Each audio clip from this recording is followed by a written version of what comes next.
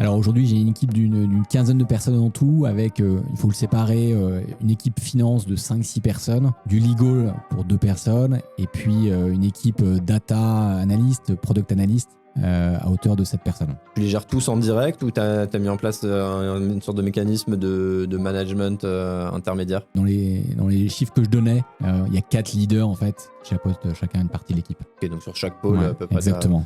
t'as un manager. Ok, c'est super intéressant. Alors, bon, sur la partie compta finance, j'ai envie de dire logique pour un DAF d'avoir cette partie-là sous son scope. Le légal, je t'avoue que t'étais pas le premier à me dire bah oui, je suis DAF et sous mon giron, j'ai la partie légale. Et d'ailleurs, c'est pas forcément mon sujet de prédilection à la base.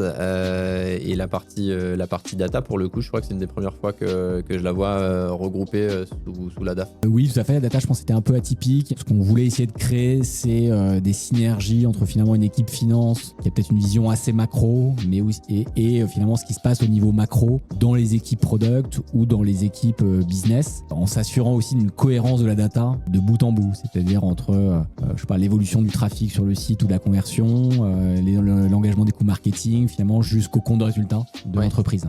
Et finalement, souvent, il peut y avoir des écarts finalement entre les perceptions et les visions. Et du coup, le fait finalement que ce soit regroupé au sein d'une seule et même équipe, ça permet d'avoir une vision très transverse de ce qui se passe. Et finalement, on arrive à très bien traquer chaque euro dépensé jusqu'à sa contribution sur la croissance d'Evaneos.